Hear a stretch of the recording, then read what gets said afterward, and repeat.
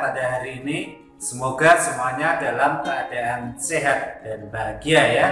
Pada kali ini bersama dengan Pak Hari akan kembali bersama-sama belajar melanjutkan untuk materi tema 4 kelas 6 ini, yaitu tentang globalisasi.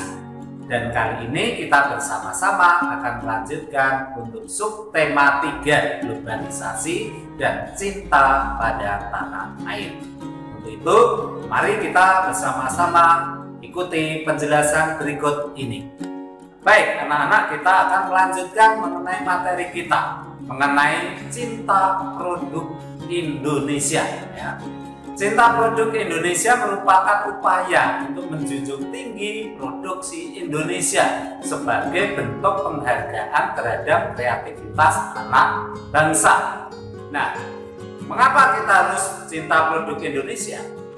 Ya, karena kualitas produk Indonesia juga tidak kalah dengan produk luar negeri. Nah, demikian juga untuk menghargai karya anak bangsa Indonesia dan juga tentu untuk memajukan ekonomi Indonesia sendiri. Lalu apa contoh tindakan dari cinta produk Indonesia? Ya, misalnya membeli dan juga menggunakan tentunya produk buatan Indonesia. Lalu apa yang terjadi jika kita lebih banyak membeli barang dari luar negeri? Kan menarik, ya enggak? Iya, tentu lama-lama dapat mengancam ekonomi Indonesia, dapat membunuh kreativitas anak bangsa, dan justru meningkatkan ekonomi dari negara lain. Lalu apa yang akan terjadi jika kita lebih banyak menggunakan produk Indonesia?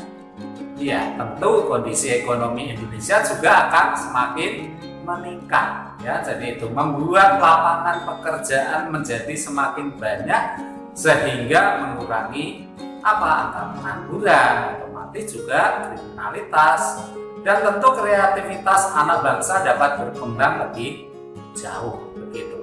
Lalu apa sebetulnya dampak cinta produk Indonesia bagi para pengrajin di dalam negara kita? Iya, jadi akan memajukan usaha para pengrajin, meningkatkan ekonomi para pengrajin, dan juga membuat kreativitas ya, para pengrajin akan semakin berkembang, tentunya juga ekonominya akan meningkat. Lalu apa dampak cinta produk Indonesia bagi kemajuan perekonomian bangsa Indonesia? Iya, jadi ini akan membuat ekonomi Indonesia stabil bahkan meningkat, menurunkan angka kriminalitas, menurunkan angka kemiskinan, dan juga akan mendukung pembangunan Indonesia. Pembangunan Indonesia akan semakin maju. Lalu bagaimana dengan kamu? Apakah kamu sudah menggunakan produk Indonesia? Iya, tentu ya. Tentunya anak-anak juga sudah menggunakan itu. Sebagian besar dari barang-barang tentunya yang ada di rumah anak-anak menggunakan produk Indonesia. Contohnya mungkin ada buku, ada tas, ada sepatu, baju, dan pakaian yang lain, lalu perabot rumah tangga juga, makanan, dan masih banyak yang ada di rumah anak-anak. Baik, sebagai warga negara kita harus bangga ya menggunakan barang buatan Indonesia. Penggunaan barang buatan Indonesia ini akan dapat mendukung pembangunan nasional karena ikut mensejahterakan para produsen dan juga pegawainya tentunya. Penggunaan barang buatan Indonesia juga dapat mempererat persatuan dan kesatuan bangsa karena para produsen merasa dihargai karyanya. Dan juga tentu saja mencintai produk dalam negeri adalah merupakan sikap cinta tanah air, ya enggak? Karena salah satu cita-cita bangsa adalah memajukan kesejahteraan umum. Kalau masyarakatnya sejahtera, maka cita-cita bangsa ini tercapai. Dengan mencintai dan membeli produk sendiri, maka kita meningkatkan ekonomi para pemilik usaha dalam negeri yang juga berdampak terhadap meningkatnya kesejahteraan mereka. Ada karyawannya ya, tentu saja pengusahanya, ada pekerjanya dari golongan menengah mungkin sampai ke golongan bawah, semua merasakan. Sehingga hal tersebut termasuk salah satu sikap mencintai tanah air. Nah, mencintai produk Indonesia itu misalnya di Indonesia itu terkenal dengan batiknya, ya, ada tenun, ada ukiran dari Jepara, ada gerabah, kerajinan gerabah ya dari tanah liat misalnya yang ada di Jakarta sana, kerajinan anyaman ya, banyak sekali ya. Ini merupakan produk-produk Indonesia yang bahkan sampai ke luar negeri. Baik, lalu apa sih pentingnya mencintai produk Indonesia itu sendiri? Seperti tadi disampaikan bahwa ini akan meningkatkan juga pendapatan, menambah pendapatan nasional, pengusaha lokal, dan pendapatan di daerah, memberi keuntungan bagi para pelaku usaha, meningkatkan produk yang dihasilkan pelaku usaha sehingga bentuknya semakin bagus ya, meningkatkan jumlah produksi yang berdampak pada luasnya lapangan pekerjaan, sehingga ini akan mengurangi bahkan menghilangkan pengangguran. Produk dalam negeri itu juga sudah mampu loh bersaing dengan pasaran internasional, sehingga ini akan menambah devisa. Kalau produk Indonesia lalu diekspor itu akan menghasilkan mata uang asing sebagai devisa negara. Nah, mencintai produk Indonesia seperti halnya batik. Nah, kita tahu ya, mencintai batik Indonesia ini merupakan kebanggaan. Batik termasuk identitas bangsa Indonesia karena batik itu sering dijadikan sebagai dress code formal. Batik juga dijadikan sebagai salah satu seragam, bahkan di sekolah, perusahaan, perkantoran, atau dari instansi pemerintah maupun swasta. Pemakaian batik itu menunjukkan cinta tanah air.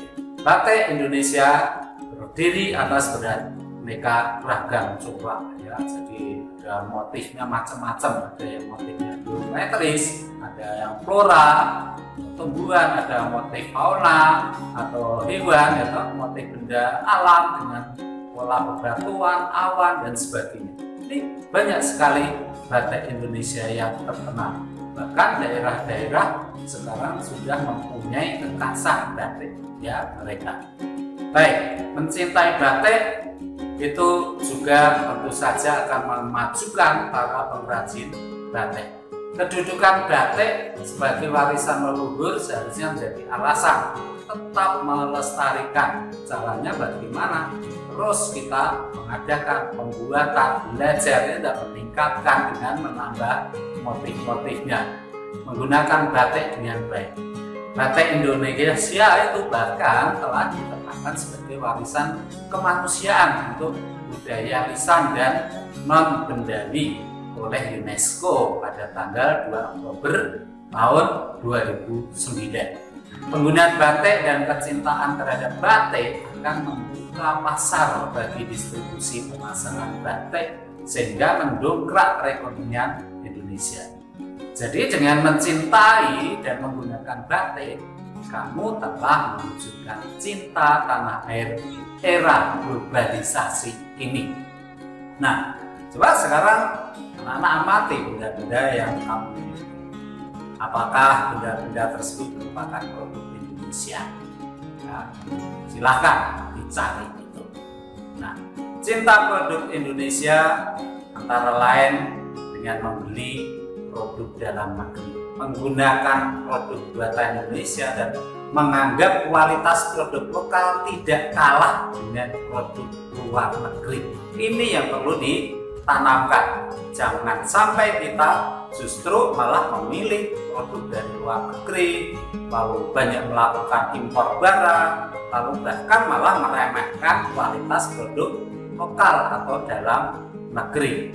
Karena kita harus sadari bahwa produk negara kita luar biasa baik adanya. Manfaatnya apa?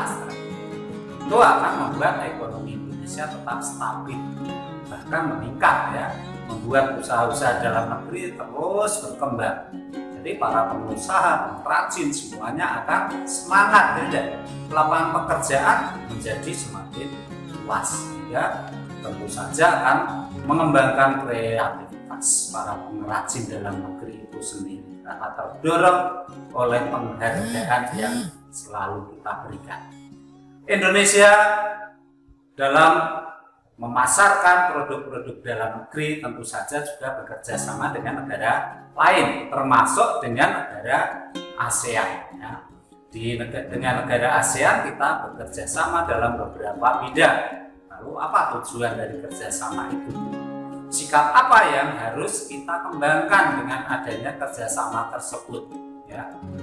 Sikap sebagai warga negara, kita harus menjaga persatuan demi menjaga stabilitas negara, menghindari narkoba, melestarikan seni tradisional, mengembangkan kreativitas luas-luasnya, memanfaatkan pasar bebas untuk menjual produk dalam negeri.